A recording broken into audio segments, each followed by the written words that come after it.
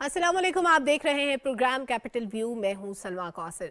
नाज़रीन, आज का दिन इंतहाई अहम रहा। अहम केसेस की समाअत थी। इमरान खान साहब 4 मुख्तलिफ केसेस में पेशी के लिए अदालत पहुंचे, लेकिन शहर का शहर जाम हो गया। सड़कों पर ट्रैफिक ब्लॉक रही, बच्चे स्कूलों में फंस गए और कारकुनों ने अदालतों में तोड़ फोड़ की। जहां तक केसेस का मामला है तो केसेस नहायत अहम थे। बैंकिंग कोर्ट में भी केसेस थे, इंसदाद दहशतगर्दी की अदालत में भी, सेशन अदालत में जब इमरान खान साहब पेश हुए तो 2 केसेस में तो आज उनकी जमानत हुई, लेकिन तोशा खाना केस जो अहम था उसमें नाकाबिले जमानत वारंट गिरफ्तारी जारी किए गए। और साथ ही साथ जब इमरान खान साहब अदालतों में मौजूद थे तो उस वक्त कारकुनों की भी वहां पे काफी तादाद मौजूद थी, जिन्होंने तोड़ फोड़ की, सीसीटीवी कैमरास तोड़ दिए, सिक्योरिटी इंतजामात को सबूताज करने की कोशिश की, बदतमीजी की गई अहाता अदालत के अंदर, अदालत के एहतराम को मजरूह किया गया। और उसके अलावा जो मामलात हमने देखे, जिस तरह रहनुमाओं के बयान आ रहे थे, जिस तरह इमरान खान साहब पूरा एक जत्था लेके अपने साथ अदालत पहुंचे थे, माजी में भी इस तरह के हमने वाकयात देखे। और इमरान खान साहब इससे पहले पीटीवी हमला केस जब था या इससे पहले जब दीगर केसेस चल रहे थे उस वक्त भी इस तरह की चीजें हमने देखी कि इमरान खान साहब एक तो जत्थे लेके अदालतों में पहुंचते थे और खुद ही अदालतों के एहतराम की बात करते थे, रूल ऑफ लॉ की बात करते थे, लेकिन उसके बावजूद रूल ऑफ लॉ को सबोताज करना इमरान खान साहब की हिस्ट्री में शामिल रहा। और फिर जिस तरह से अदालतों में जाकर बदतमीजी की जाती है, जिस तरह हुल्लड़बाजी की जाती है, जिस तरह से केसेस सुनने के लिए जब टाइम होता है उस माहौल को खराब करने की कोशिश की जाती है, एक पूरा एनवायरनमेंट क्रिएट किया जाता है ताकि असरअंदाज हुआ जा सके जो भी केसेस की हियरिंग्स हो रही हैं उन पे। एक तो ये मामला, इसको भी आज डिस्कस करेंगे और साथ ही साथ ये भी डिस्कस करेंगे कि केसेस कितने अहम थे। एक मामला था आज खुद नोटिस केस का, जिसका इलेक्शन से ताल्लुक था। उस जो समाअत है वो कल होगी, हियरिंग कंप्लीट हो गई है, फैसला महफूज हो चुका है और कल इसका फैसला सुना दिया जाएगा। कल 11 बजे एक्सपेक्टेड है। लेट्स सी क्या होगा कि कल 11 बजे जब फैसला आता है। लेकिन इमरान खान साहब का ये जो रवैया है, जब अदालतों में पहले तो वो जाने से कतराते हैं, जब जाते हैं एक तो लॉन्ग टाइम के लिए वो केसेस को डिले करते हैं और डिले करने के बाद जब अदालत पहुंचते हैं तो पूरा एक जत्था लेके जाते हैं। उस जत्थे की फिर जो रवैया होता है, फिर जब उन पे कार्रवाई होती है तो इमरान खान साहब फिर इन्फ्लुएंस करने की कोशिश करते हैं, उनकी पार्टी के लोग इन्फ्लुएंस करने की कोशिश करते हैं कि अब इन केसेस को खत्म किया जाए। इससे पहले हमने इस्लामाबाद में देखा मुख्तलिफ मकामात पे कभी दरख्तों को आग लगाई जाती रही, कभी सरकारी अमलाक को नुकसान पहुंचाया जाता रहा। और आज अदालत में जो रवैया हमने देखा इंतहाई काबिल मजम्मत था। इससे पहले कि मैं आगे बढ़ूँ और दीगर टॉपिक्स पे बात करूं, बहुत ज़रूरी है कि मैं अपने पैनलिस्ट का तारुफ करवा दूं। इंतहाई कॉम्पिटेंट पैनल हमारे साथ मौजूद है। सलमान गनी साहब हमें ज्वाइन कर रहे हैं लाहौर स्टूडियो में, और इसके अलावा इस्लामाबाद स्टूडियो में रशीद साफ़ी साहब हमारे साथ मौजूद होंगे। हुमायूं खान साहब सीनियर तज्जिया कार हैं, किसी तारुफ के मोहताज नहीं है। और साथ ही साथ आज हमें ज्वाइन कर रहे हैं एमल वली खान साहब, ANP के सूबाई सदर हैं, और बैरिस्टर आमिर हसन साहब पीपल्स पार्टी से उनका ताल्लुक है, हमारे साथ आज मौजूद होंगे। पैनलिस्ट से कमेंट लेने से पहले मैं चाहूँगी एमल वली खान साहब, आज इंतहाई अहम बयान आपके वालिद हैं, रहबर हैं आपके असफंदियार वली खान साहब, उनकी तरफ से भी कुछ रिलीफ की बात हुई। आप थोड़ा सा एलैबोरेट करेंगे कि ये जो रिलीफ की बात हो रही थी कि इमरान खान साहब को रिलीफ मिल रहा है, तो आपको ऐसा क्यों लगा? और फिर जो बयानात है काफ़ी सख्त थे, उसके बारे में अगर आप थोड़ा सा बताएं कि उनके पीछे रीजंस क्या थे। बीबी, बयान की सख्ती की तो मेरे ख्याल में कोई बात नहीं, बल्कि संजीदगी भी बात होनी चाहिए। और ये संजीदा बयान, आप सोच सकते हैं कि मतलब पाकिस्तान में रहते हुए हम जैसे कौमियत, जिसको हम कहते हैं कि पाकिस्तान में डोमिसाइल का असर पड़ता है, आप क्या सोच सकते हैं कि पुख्तून कोई ऐसे इकट्ठे होकर अदालतों पे ऐसे कोई हरकत करेंगे तो आज क्या होगा? आज कोई सोच सकता है कि अगर बलूचिस्तान में से 1500-2000 के लोग आके अदालतों पे ऐसा कोई काम करे तो उसका क्या होगा?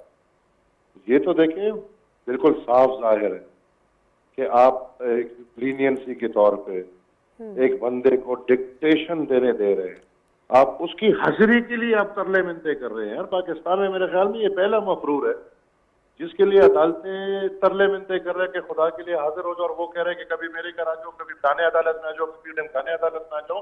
ये देखो अब मजाक बन गया इस मुल्क का।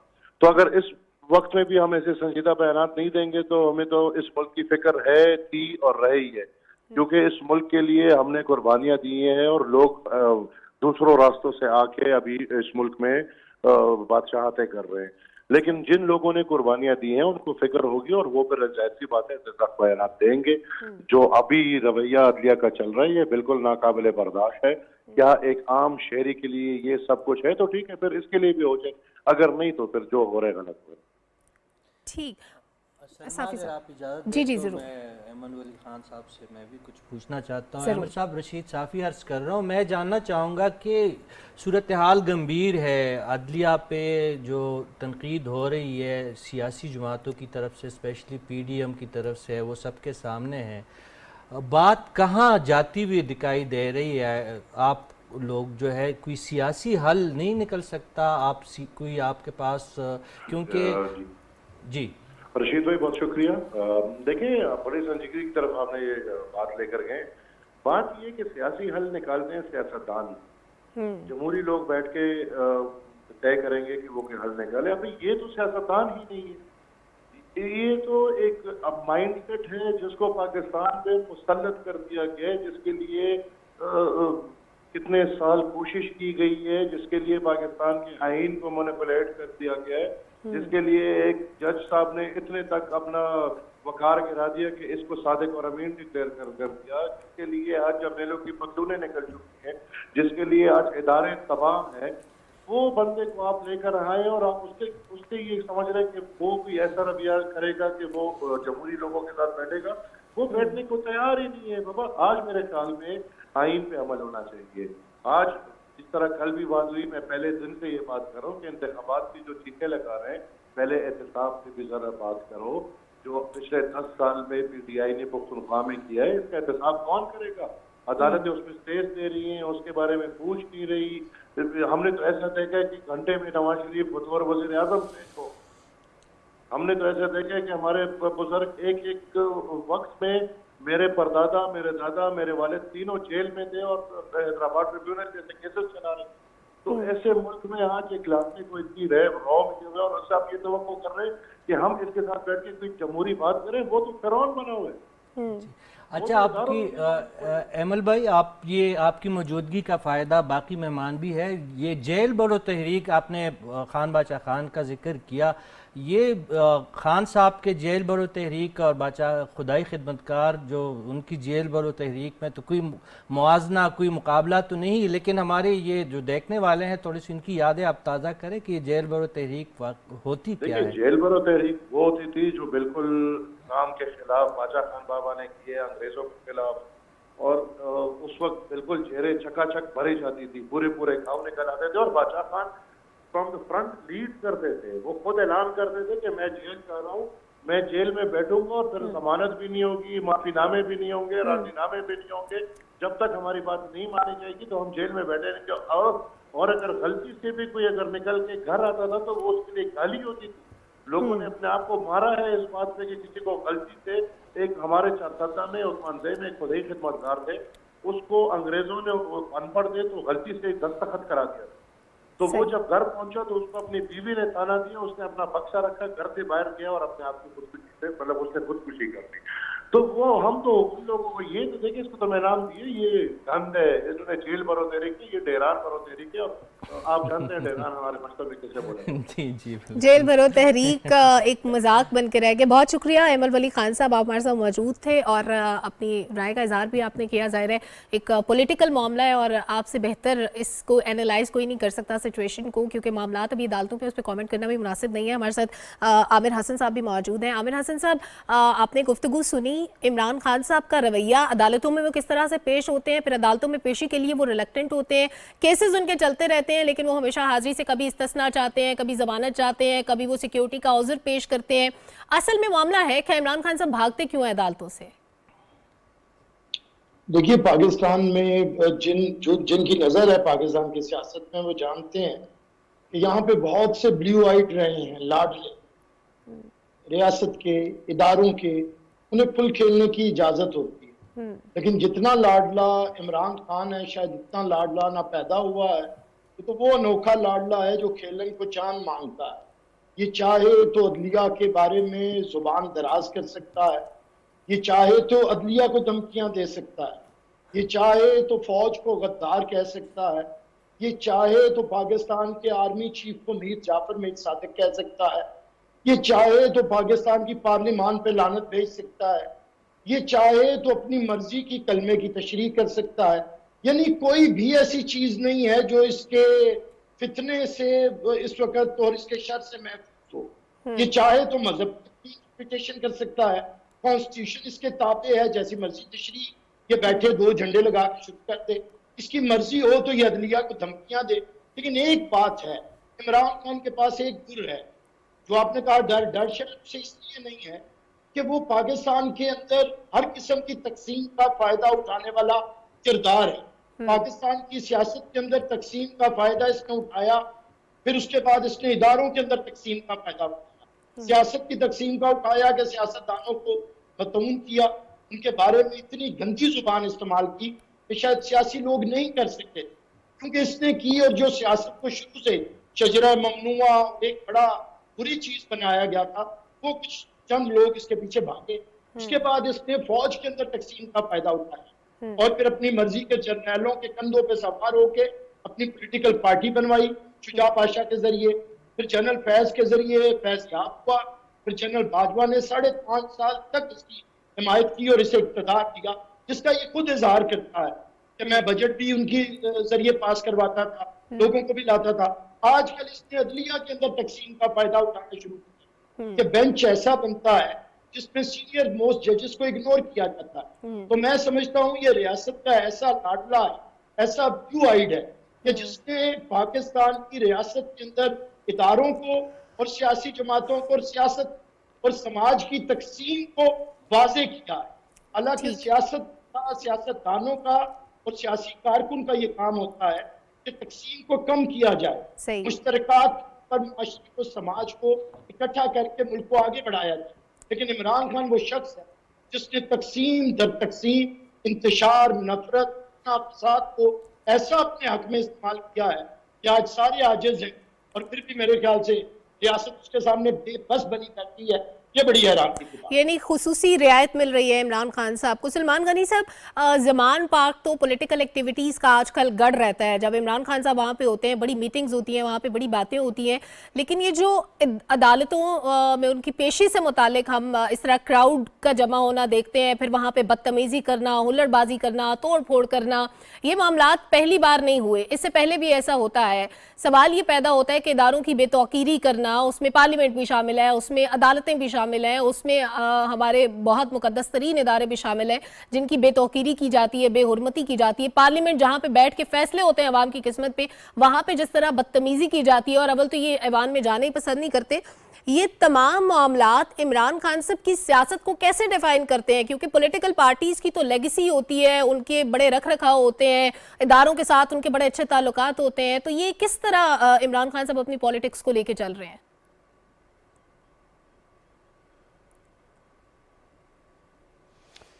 بہت شکریہ جی. دیکھیں, بات یہ کہ جب آپ سیاست کی بات کرتے ہیں یا اہل سیاست کے طرز عمل کی بات کرتے ہیں تو یہ سیاسی اور جمہوری طرز عمل ہوتا ہے. آخر آج پاکستان کے اندر انتشار اور خلفشار کیوں ہے, ایک تناؤ اور ٹکراؤ کی کیفیت کیوں کرتا رہی ہے؟ آپ نے بڑا ویلڈ کویسچن کیا ہے. دیکھیں, بات یہ کہ ایک شخص کے طرز عمل کی وجہ سے اگر پاکستان کے دیگر ریاستی ادارے پسپائی اختیار کرنے پہ مجبور ہوئے ہیں تو اس کا وہ فائدہ اٹھا رہے ہیں کہ پہلے مرحلے پہ تو وہ عدالتوں میں جانے سے اعتراض برتے رہے, اور جب انہیں عدالتوں میں جانا پڑا اور جو کچھ آج وہاں پر دیکھا گیا, آپ نے درست کہا کہ آخر کیا وجہ ہے کہ پاکستان کے پولیٹیشنز ہمیشہ عدالتوں کو فیس کرتے رہے ہیں, اور عمران خان صاحب کیوں کر فیس کرنے کے لیے تیار نہیں؟ انہیں تو اس لیے زیادہ بہتر طرز عمل اختیار کرنا چاہیے تھا کہ ان کو بہت سا فائدہ ملا ہے. دیکھیں, ایک تاریخی واقعہ ہے کہ 2017 میں یہ جو پاناما لیکس آئی تھی, اس پاناما لیکس کا فیصلہ, پاناما لیکس میں سے حکامہ کا جو اصل فائدہ ملا تھا وہ تو عمران خان صاحب کو ملا تھا. اس لیے کہ جب وہ اسلام آباد کو لاک ڈاؤن کرنا چاہ رہے تھے تو ان کو میسج دیا گیا تھا اور اوپنلی کہا گیا تھا کہ جناب آپ ہمارے پاس تشریف لائیں. اور اس کے بعد تیسری دفعہ کے پرائم منسٹر کو پاناما لیکس کے حوالے سے ڈسکوالیفائی کر دیا گیا, اور اس میں 450 لوگ تھے, اس میں سے چنا صرف اس وقت کے پرائم منسٹر کو گیا تھا, اور اس کے بعد جو 449 لوگ ہیں ان کی کسی نے خبر نہیں لی. اب بات یہ ہے کہ جو کچھ عدالتوں کے اندر آج کیا گیا, میں سمجھتا ہوں کہ اس کا نوٹس لینا تو عدالتوں کی ذمہ داری تھی. یہی کام انہوں نے لاہور میں کیا. بات یہ کہ یہ جب لاہور میں انہوں نے کورٹ میں پیش ہونا تھا تو آخر 5 دفعہ ٹائم تبدیل ہوا. میں نہیں سمجھتا کہ پاکستان کی عدالتیں کمزور ہیں. ہم وہ لوگ ہیں جنہوں نے عدالتوں کی آزادی اور خود مختاری کے لیے سٹرگل کی ہے, اور دنیا کے جمہوری معاشروں میں جو عدالتیں ہوتی ہے وہ وہاں پر انصاف کی فراہمی نظر آتی ہے اور بلا امتیاز انصاف فراہم کیا جاتا ہے، جس سے ملک کے اندر استحکام آتا ہے۔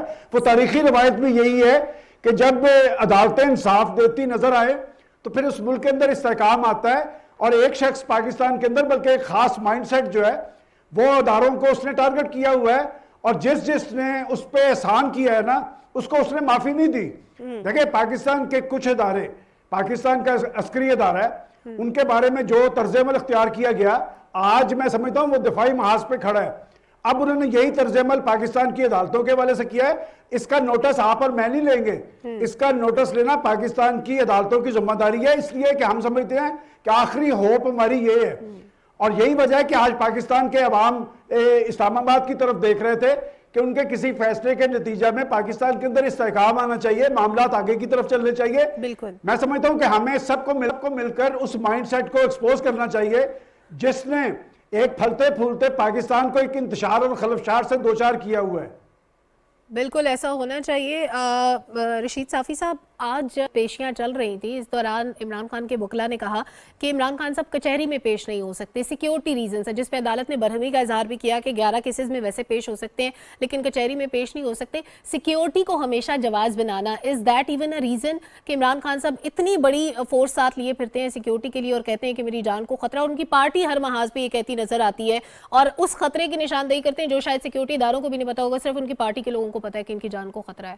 دیکھیے سیکیورٹی کی تو کوئی بات اس لحاظ سے بھی نہیں ہے کہ میں خود شاہد ہوں، آج پورا دن میں اس بھیڑ میں خود پنسا رہا اور گھنٹوں روڈ پہ مجھے گزارنے پڑے اور عدالتوں کے چکر لگانے پڑے، اور اسلام آباد پولیس نے سیکیورٹی جو عدالتی احکامات کے مطابق فراہم کی تھی، بلکہ جو ضرورت سے زیادہ ہی سیکیورٹی فراہم تھی، لیکن جس انداز سے عمران خان صاحب پیش ہوئے، یہ پیشیاں ہم نے پہلے بھی سیاستدانوں کی اسی اسلام آباد کے high court, supreme court, high court, banking court, احتساب عدالتوں میں ہم نے بہت ساری پیشیاں دیکھی ہے، بڑے بڑے لیڈروں کی، نواز شریف صاحب کی دیکھی ہے، مریم نواز کی دیکھی ہے، آصف زرداری کی دیکھی ہے، بہت سارے سیاستدانوں کی۔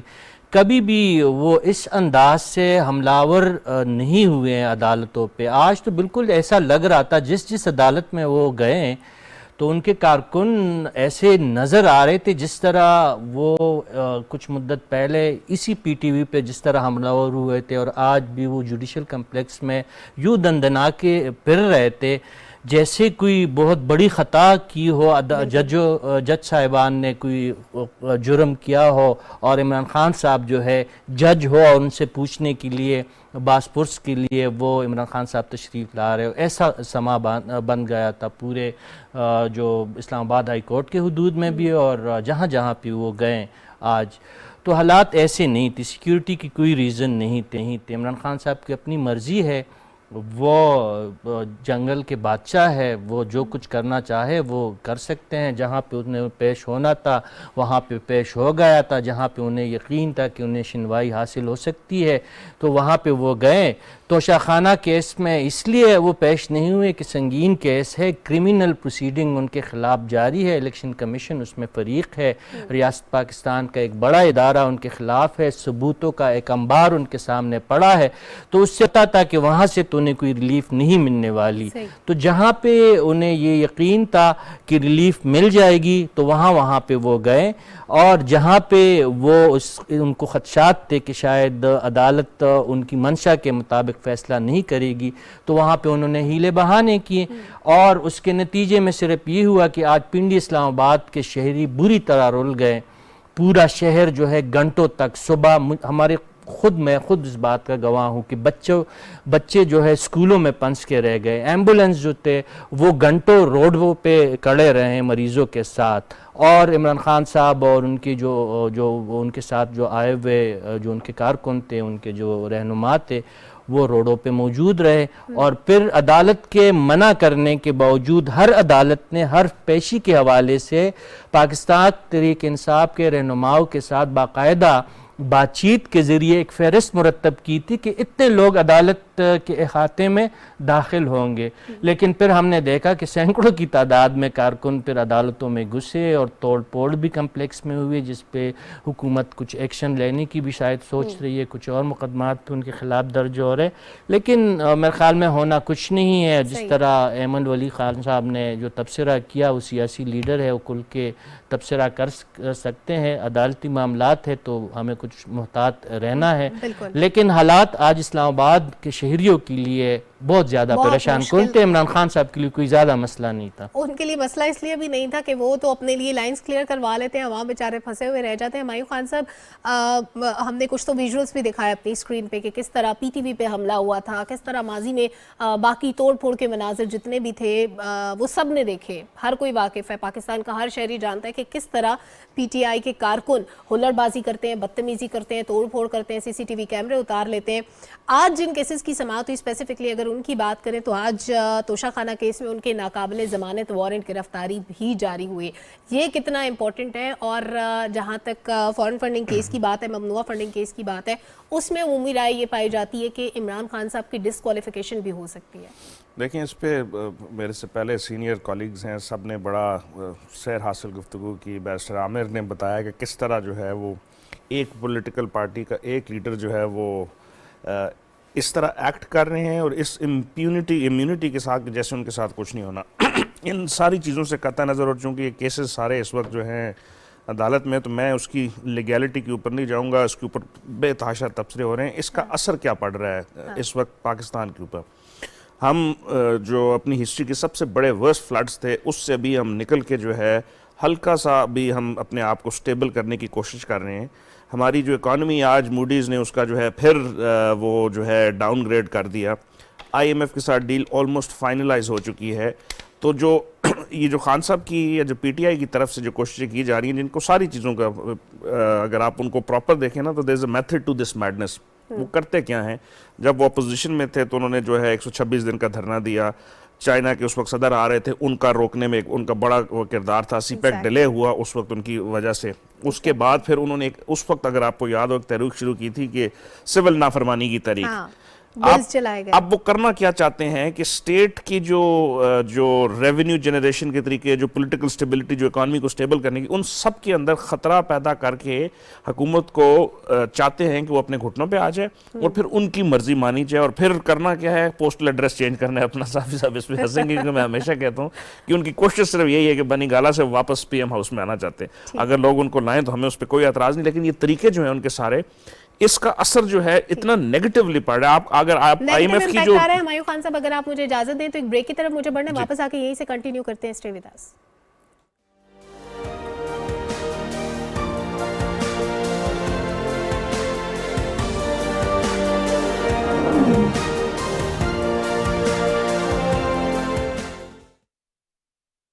اللہ اکبر، اللہ اکبر، اللہ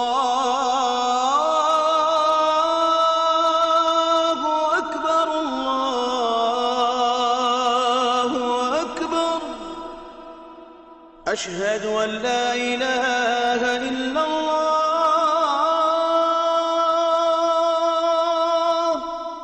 اشہد ان لا الہ الا اللہ،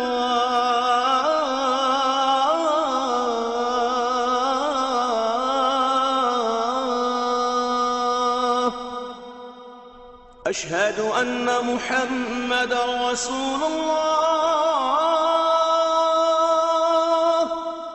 اشہد ان محمد رسول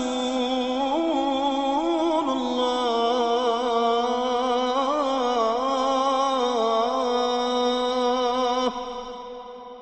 حی علی الصلاة، حی علی الصلاة،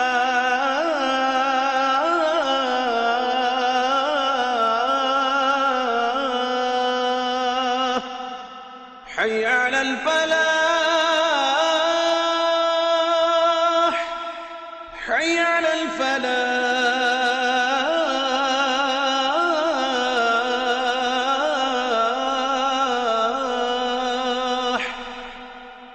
الله أكبر الله أكبر لا إله إلا الله.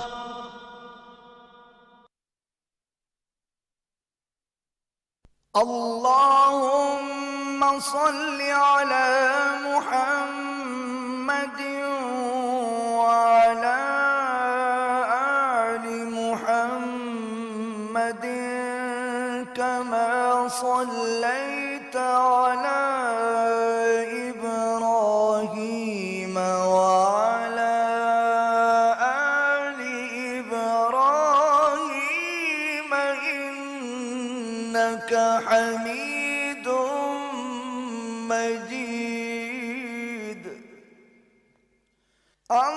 اللهم بارك على محمد وعلى آل محمد كما باركت على إبراهيم وعلى آل إبراهيم إنك حميد مجيد.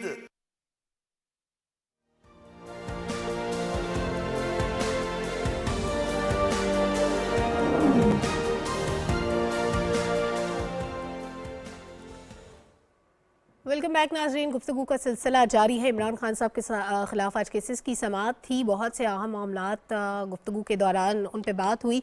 बैरिस्टर आमिर हसन साहब, आज जो केसेस सुने गए उनमें तोशा खाना केस भी था, उनमें फॉरेन फंडिंग केस भी था। ये दोनों इसलिए इंपॉर्टेंट है कि तोशा खाना में उनकी नाकाबिले ज़मानत वारंट गिरफ्तारी जारी हुए, और फॉरेन फंडिंग केस इसलिए भी इंपॉर्टेंट है कि उसके बारे में ख़ास तौर पर ये राय पाई जाती है कि इसमें नाअहली भी हो सकती है इमरान खान साहब की। तो आपको क्या लगता है कि इन दो केसेस का रुख आगे किस तरफ जाएगा, और क्या आने वाले दिनों में इमरान खान साहब इंश्योर करेंगे कि वो सिक्योरिटी का बहाना ना करें और वो अदालतों में पेश हो?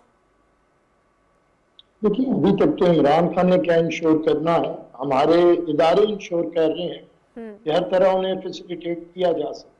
इस तरह मैंने पहले अर्ज किया, इस तरह किसे इजाजत है कि लश्कर कशी के साथ किसी अदालत के अंदर जा सके। मेरी एक उम्र गुजरी है इन्हीं अदालतों में पेश होते हुए, और एज अ बैरिस्टर मैंने तो कभी नहीं देखा कि किसी को इस तरह की इजाजत। इस पे तो बड़े जुडिशरी बड़ी सेंसिटिव होती है, इवन उनका गेट अलहदा होता है, एंट्रेंस, और फिर वो किसी को इस तरह लश्कर कशी के जरिए तो इजाजत, और वैसे भी कानून का यही तकाजा है।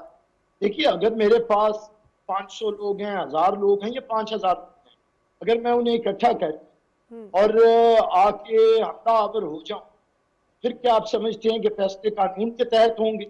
यही तो वो खुल खेलने की आदत है कि फिर आप कहते हैं एक एडिशनल सेशन जज को कि मैजिस्ट्रेट फरा मैं तुम्हें छोड़ूंगा नहीं। देखिए, ये वो तरीकाकार हैं, ये वो रवैये हैं। और मैं बड़ा हैरान हूँ कि जब पीछे वो एक पुलिस ऑफिसर है पंजाब पुलिस के साहब, उनका केस सुना जा रहा था, उसमें से निकल आया पंजाब असेंबली के बारे में मामला और खैबर पख्तूनख्वा का और इनके इलेक्शंस का, और उसमें से सुबह मोटो निकल आया। हालांकि कोई तुक नहीं था, लेकिन आज हमारे ऑनरेबल जजेस बैठे थे और जुडिशल कॉम्प्लेक्स की धज्जियां उड़ाई जा रही थी। अदालत के अंदर जिस तरह फतह अंदाज के अंदर दाखिल हुआ जा रहा था, आज कोई जूं तक नहीं रिंगी। आज हमने पूछा ही नहीं कि ये क्यों है, कैसे है, किससे जुर्रत है। देखिए, इमरान खान कोई वाहिद तो नहीं जिस पे केस बना है और वो पॉलिटिकल लीडर है। हम पे तो तारीख है। भी मेरे से पहले अहमल वली कांसी साहब ने वली साहब ने बात की, और इन्होंने जो बात की, इनके बुजुर्गों ने कौन सी मुसीबतें नहीं, गोरों के सामने खान अब्दुल गफ्फार खान ने, वली खान ने सारी हुकूमतों के सामने मुश्किलात। फिर उसके बाद आइए, पाकिस्तान की तारीख में शहीद जुल्फ़िकार अली भुट्टो से बड़ा कायदे अवाम कौन होगा? कब हमने अदालतों पे हमले किए हैं। मोहतरमा बेनजीर भुट्टो कब हमला आवर हुई हैं। आसिफ अली जरदारी साहब 11 साल जेल में रहे हैं बेगुनाह, अदालतों में सबसे ज्यादा वो पेश हुए हैं। हमने तो कोई ये लश्कर कशी नहीं की। मैं समझता हूँ ये सारी चीजें इसलिए हैं कि इमरान, मैं आज भी जो आपका सवाल है, मैं नहीं समझता कि कानूनी तरीके से केसेस को सुना जा रहा है। इमरान खान ब्लैकमेल करते हैं, प्रेशराइज करते हैं, اور ان کا پریشر لیا جاتا ہے. یہ نہیں ہے کہ پریشر نہیں لیا جا رہا, بالکل لیا جا رہا ہے. ان کی مرضی سے وہ آرڈر کرتے ہیں کہ اس ایشو پہ سو موٹو لو, پھر فیصلہ ہو جاتا ہے. وہ آرڈر کرتے ہیں کہ ایسے کرو, ایسے نہ کیا تو میں ایسے کر دوں گا, کوئی نہیں. لیکن اس طرح بیلنس کیا جا رہا ہے کہ 2 ججز جن پہ اعتراض اٹھا انہیں ہٹانا تھا, تو ان 2 ججز کو بھی ہٹا دیا گیا جنہوں نے یہ سوالات اٹھائے کہ کیا ابھی خیبر پختونخوا اور پنجاب اسمبلی کیا آئینی طور پہ ٹوٹی ہے؟ کیا جو ایک شخص جس کا دونوں کا ممبر نہیں ہے اس کی مرضی سے یہ اسمبلی ٹوٹ سکتی ہے؟ کیا یہ وزراء اعلیٰ کی آزادانہ رائے تھی جس پہ یہ اسمبلی ٹوٹی ہے؟ بجائے اس کے کہ وہ بینچ کا حصہ ہوتے اور سینئر موسٹ ججز ہوتے, فل کورٹ ہوتا. میں حیران ہوں, ہم پریشان ہیں, دیکھ رہے ہیں پاکستان کے اندر تماشا. ہم لوگوں نے تو وہ دیکھا ہے کہ ہمارے قائد کا جوڈیشل مرڈر ہوا ہے اور وہ ایک 3 فٹ کا جج تھا. ہم نے تو اس کی طرف ایک پتھر نہیں اچھالا کبھی, ہم تو صبر کیے بیٹھے ہیں. نو ڈاؤٹ پیپلز پارٹی نے ہمیشہ خندہ پیشانی سے اپنے کیسز بھی لڑے ہیں, اور ہماری خندہ پیشانی, ایک ہماری خندہ پیشانی کو سمجھا جائے. ہمارا ریفرنس ہے شہید ذوالفقار علی بھٹو کا, بے گناہی کا, جو عدلیہ کے ماتھے پہ قلم کا ٹیکا ہے.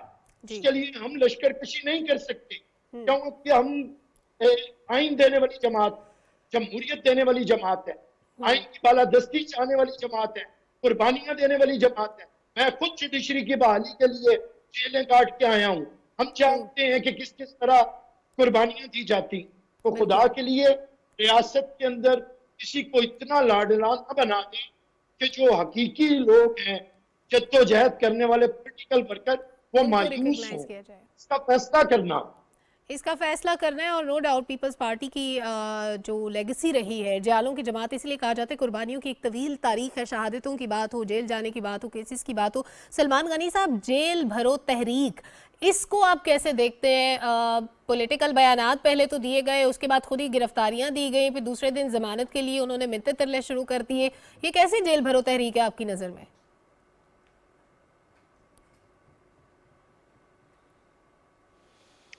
دیکھیں, بات یہ کہ ابھی آپ کے پروگرام کے آغاز پہ ایمل ولی خان جو بات کر رہے تھے کہ ایک ہی وقت میں ان کے پردادا, دادا, پھر ان کے والد جیل کے اندر موجود تھے. یہ وہ لوگ تھے جن کی نظریات اور خیالات کے حوالے سے تو 2 آراء ہو سکتی ہیں, لیکن یہ لوگ سیاسی طرز عمل اختیار کیے ہوئے تھے اور یہ لوگ خود گرفتاری دیتے تھے. اور جس جیل بھرو تحریک کی آپ بات کر رہی ہیں, وہ اتنا بڑا کنٹراڈکشن تھا کہ ایک روز پہلے آپ اپنے سیاسی کارکنوں کو لے کر ہائی کورٹ اپنی حفاظتی ضمانت منظور کروا رہے ہیں, اور اگلے روز آپ اپنی سیاسی جنگ کا ایندھن پولیٹیکل ورکرز کو بنا رہے ہیں. تو بات ہے کہ یہ کنٹراڈکشن کا جواب تو ان کے پاس بھی موجود نہیں ہے. اور مجھے یاد پڑتا ہے کہ پاکستان کے اندر, پاکستان بننے سے پہلے بھی جیل بھرو تحریک کا ایک خاص مقصد تھا, اور پھر اے آئی ڈی نے بھی ایک تحریک چلائی تھی, پھر ہم نے 5 لوگوں کو گرفتاریاں دیتے بھی دیکھا ہے. دیکھیں, بات یہ کہ ان کے کنٹراڈکشنز کی وجہ سے اس کا کوئی امپیکٹ ہو نہیں پا رہا ہے, بلکہ یہ ان کی جنگ انسائی کا ذریعہ بنی ہے. آپ کے وہ اعظم خان صاحب نے کہا کہ جی میں تو شاہ محمود قریشی کو ملنے کے لیے آیا تھا, مجھے پکڑ کے اندر کر دیا. اور آپ یہ دیکھیں کہ ایک طرف آپ گرفتاریاں دے رہے ہیں اور کہہ رہے ہیں کہ جی ہم نے علامتی گرفتاریاں دی ہیں, آپ ہائی کورٹ سے رجوع کیا. ہمارے دوست ہیں اعجاز چودھری صاحب, تو میں یہ پوچھنا چاہتا ہوں کہ جس دن یہ کمپین شروع ہوئی ہے, اس سے پہلے کوئی علامتی کا لفظ استعمال کیا تھا, اور اس جیل بھرو تحریک کا اصل مقصد کیا تھا؟ میں سمجھتا ہوں کہ پاکستان کے اندر جو آج کی صورتحال ہے, آج جب کورٹ کی کارروائی ہو رہی تھی تو ایک اچھی بات تھی کہ جی چیف جسٹس صاحب نے کہا کہ جی جو مختلف پارٹیز کے وکلاء تھے کہ آپ اپنی پارٹی لیڈرشپ سے پوچھیں اور ایک انتخابات کی تاریخ مقرر کریں.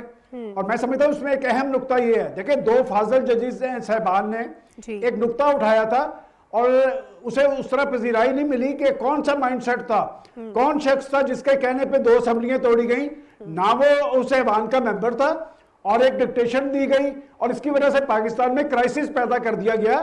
دیکھیں, آج جو کیفیت تاری ہوئی ہے وہ اس لیے ہوئی ہے کہ آپ بظاہر سیاستدان ہیں, آپ کا طرز عمل آمرانہ ہے, آپ اقتدار سے خود باہر ہو گئے, آپ نے اپنے اراکین اسمبلی کو پہلے قومی اسمبلی سے استعفے دلوائے, اور پھر آپ اپنی دونوں اسمبلیاں جہاں پر آپ کی حکومتیں تھیں 99% اراکین اسمبلی نہیں چاہتے تھے کہ اسمبلیاں ٹوٹیں. کیا پرویز الہی صاحب کا اور محمود خان صاحب کا بیان موجود نہیں ہے ریکارڈ پہ؟ آخر ایک شخص اپنی سیاست کی خاطر پاکستان کے استحکام کے در پہ ہے. تو میں سمجھتا ہوں کہ یہ سارے معاملات جو آپ ڈسکس کر رہی ہے پاکستان کی عدالت عظمیٰ کو اس کا نوٹس لینا چاہیے اور کل آنے والا فیصلہ دیکھیں. بات جو ہے کہ پاکستان میں سیاسی تاریخ میں عدلیہ کے فیصلے جو ہے ملکوں کے اندر استحکام کا ذریعہ بنتے ہیں.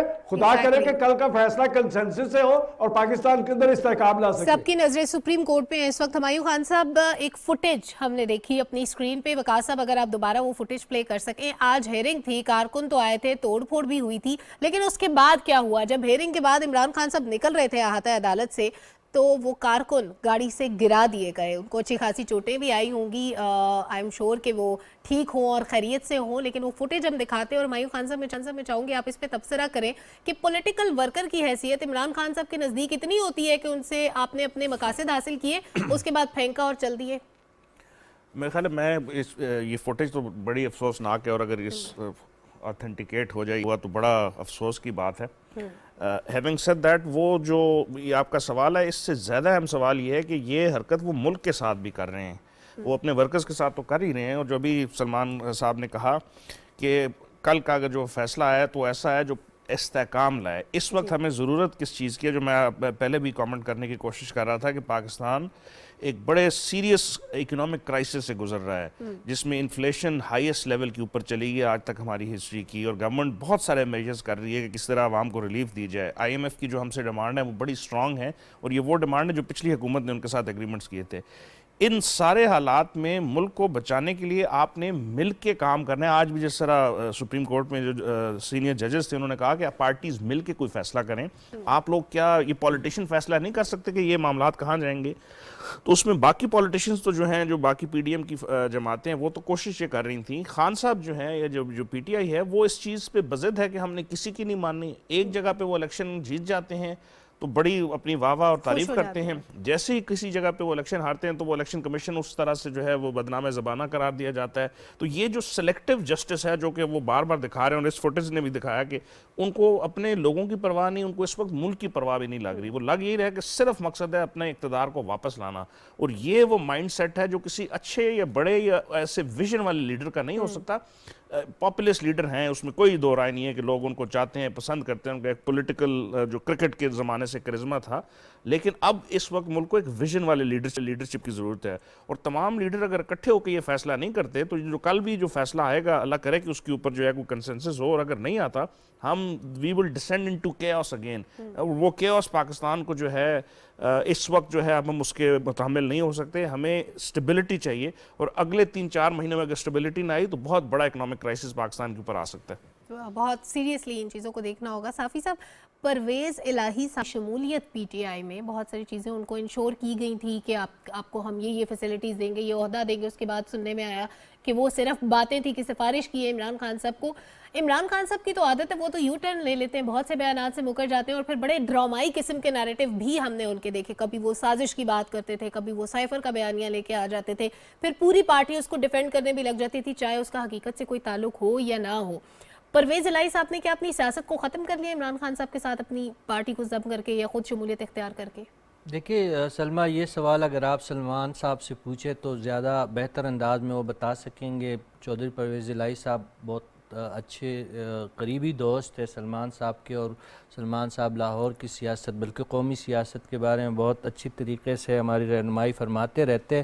میں اوورآل دیکھیں, پرویز الہی صاحب جو ہے وہ ایک زیرک سیاستدان ہے. انہوں نے وہ جو ہے اپنی اس کی جو ماضی کی سیاست تھی وہ ہمیشہ سے ان کی اس میں مفاہمت کا ایک پہلو ہمیں نظر آتا رہا ہے. اور صوبائی اسمبلیوں کی جب تحلیل کی بات تھی تو وہ آخری وقت تک اس بات پہ اصرار کرتے رہے, عمران خان صاحب کو سمجھاتے رہے کہ آپ اسمبلیوں کو تحلیل نہ کریں, اس سے آپ کو سیاسی فائدہ کی بجائے نقصان ہوگا. اب عمران خان صاحب کا یہ جو رونا پیٹنا, یہ چیخنا چلانا جو ہے, وہ جو دو بڑے مورچے جو خیبر پختونخوا اور پنجاب اسمبلی کی صورت میں میسر تھے وہ انہیں میسر نہیں ہے. اس لیے یہ جو عدالتوں سے اتنا بھاگنا اور اس طریقے سے واویلا مچانا اور پھر یلغار کی صورت میں عدالتوں میں پیش ہونا، یہ ساری چیزیں جو ہے وہ پرویز الہی صاحب کے وہ مشوروں کو نہیں ماننا۔ اب یہ تو آنے والا وقت فیصلہ کرے گا کہ آیا پرویز الہی صاحب کا پی ٹی آئی میں شمولیت کا فیصلہ درست تھا، غلط تھا، انہیں کوئی عہدہ جو ہے وہ باضابطہ طور پر دیا جائے گا، نہیں دیا جائے گا، وہ تو آنے والا وقت بتائے گا۔ لیکن یہ باتیں جو پرویز الہی صاحب نے بتائی تھی عمران خان صاحب کو اور انہوں نے نہیں مانی، تو وہ جو ہے اس کا نقصان پی ٹی آئی کو ضرور ہوا ہے، ایک بات۔ دوسری بات یہ جو از خود نوٹس کا یہ جو پورا جو غلغلہ ہے، جو کل اس کا جو متوقع فیصلہ بھی آنے والا ہے، یہ اس کی بنیاد بھی وہی 2 اسمبلیوں کی تحلیل ہے، اور اس پہ بھی آج بھی عجیب بات ہے چونکہ عدالتی معاملات ہے، اس پہ زیادہ بات کرنی مناسب نہیں ہوتی، لیکن یہ جو ڈوگر صاحب کا جو کیس تھا، آج بھی کئی معزز جج صاحبان جو اب بینچ سے الگ ہوئے ہیں، چیف جسٹس صاحب کو اور بینچ کے دیگر جج صاحبان کو بتانے کی کوشش کر رہے ہیں کہ آپ نے ایک سرکاری ملازم کے تبادلے کے بنیاد پہ، یہ جو ڈوگر صاحب جو پولیس افیسر تھے پنجاب سی سی پی او لاہور، اس بنیاد پہ از خود نوٹس کا کوئی جواز نہیں بنتا۔ بہرحال عدالت کی اپنی وزڈم اور عدالت کے اپنے فیصلے، اس کا بعد میں اندازہ ہوگا، لیکن پرویز الہی صاحب کا اس پورے سیناریو میں ان کا کردار پاکستان کے تاریخ میں ضرور لکھا جائے گا، اور یہ قیاس جو ہے، یہ جو اس وقت ہم جس بونچال سے گزر رہے ہیں، اس میں پرویز الہی صاحب کا ذکر ضرور آئے گا، ان کا نام جو ہے مورخ، اب آنے والا مورخ لکھے گا کہ ان کا کردار کتنا اچھا تھا یا کتنا برا تھا، لیکن فی الوقت ہمیں تو یہی لگ رہا ہے کہ انہوں نے عمران خان صاحب کا ساتھ دیکھ کر ایک سیاسی غلطی ضرور کی ہے۔ ٹھیک ہے، اب چونکہ آپ نے کہا کہ سلمان غنی صاحب سے ضرور پوچھنا چاہیے، تو میں چاہوں گی سلمان غنی صاحب کا اس پہ کامنٹ لوں۔ سلمان غنی صاحب، کیا پرویز الہی کا پی ٹی آئی میں جانا دانشمندانہ فیصلہ تھا سیاسی طور پہ؟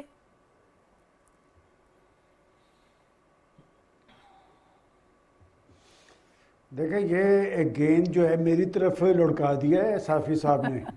ایک قطع نظر کہ چودھری پرویز الہی صاحب کا فیصلہ درست تھا یا غلط تھا، میں آپ کو ایک شعر میرے ذہن میں آیا، وہ سن لیں کہ جو بیٹھو گے تم آگ کے پاس جا کر، تو اٹھو گے ایک روز کپڑے جلا کر، یہ مانا کہ دامن بچاتے رہے تم، مگر سینک تو روز کھاتے رہے تم۔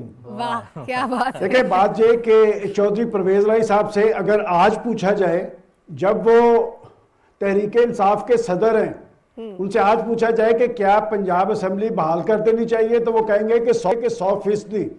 وہ شخص آخری وقت تک، اور تحریک انصاف کے سارے وزراء ان کے ساتھ تھے، میں آپ کو پورے یقین سے کہہ رہا ہوں، ان کا سپیکر ان کے ساتھ تھا کہ جناب اس طرز عمل کا مظاہرہ نہ کریں، یہاں پر ہماری حکومت بھی ہے، یہاں پر اسمبلی قائم ہے، معاملات چل رہے ہیں، ڈیولپمنٹ فنڈ مل رہا ہے، ہم کام کر رہے ہیں۔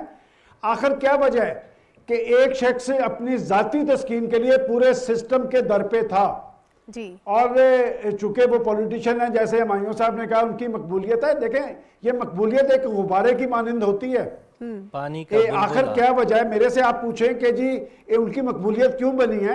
اس لیے کہ جس کیفیت کے اندر پی ڈی ایم نے حکومت سنبھالی ہے، تو انہیں ڈیلیور کرنا چاہیے تھا، یہ مہنگائی کے رجحان کے آگے باندھنا چاہیے تھا، پاکستان کے اندر استحکام لانا چاہیے تھا، اور اسی کا وہ فائدہ اٹھا رہے ہیں۔ اور پرویز الہی صاحب یا دیگر جن کی آپ بات کر رہے ہیں، دیکھیں، پرویز الہی صاحب کو اس دن پتہ چلے گا جب ان کے ساتھ وہی سلوک ہوا جو جاوید ہاشمی کے ساتھ ہوا تھا۔ اس عہدے پہ جو بھی آتا ہے تحریک انصاف کے، وہ زیادہ دیر کا مہمان نہیں ہوتا، وہ مہمان ہی ہوتا ہے۔ تو بات یہ کہ چودھری پرویز الہی کی وضعداری اپنی جگہ، سیاسی سمجھ بوجھ اپنی جگہ، مجھے نہیں لگتا کہ وہ زیادہ دیر تک ان کے ساتھ چل پائیں گے۔ ٹھیک ہے، پنجاب اور کے پی کے الیکشن کی جہاں تک بات ہے، تو عامر صاحب آپ کیا سمجھتے ہیں کہ مردم شمار پہلے، جس طرح ابھی انہوں نے ایک دم سے اسمبلیاں تحلیل کر دی، آلریڈی اتنے کرائسس تھے، تو مردم شماری سے پہلے کیا الیکشن کا انعقاد ممکن ہو پائے گا؟ جو معاملات عدالت میں اس کو ہم ٹچ نہیں کرتے کیونکہ ظاہر ہے اس پہ کل فیصلہ آنا ہے، لیکن آپ کی سیاسی بصیرت کیا کہتی ہے، اور بطور قانون دان آپ کیا سمجھتے ہیں، کیا ممکن ہو پائے گا مردم شماری سے پہلے الیکشن کا انعقاد؟ دیکھیے، ایک اس میں ریزن مردم شماری کی بھی ہے، لیکن بہت سی ریزنز देखिए आपकी इकोनॉमी जितनी फ्रेजाइल है और जो इकोनॉमिक आपकी सिचुएशन है उसके अंदर आप इतनी पोलराइजेशन के साथ इलेक्शंस में दाखिल नहीं हो सकते हैं। बार बार ये देखिए, ये बात बड़ी अच्छी लगती है, हमारे तमाम दोस्तों ने और मोतबर साथियों ने ये सवाल उठाया कि सियासतदानों को अपने फैसले खुद करने चाहिए। सही। लेकिन सियासतदान तो फैसले कर लेते हैं, हमने किए हैं, तारीख में साबित हुए हैं।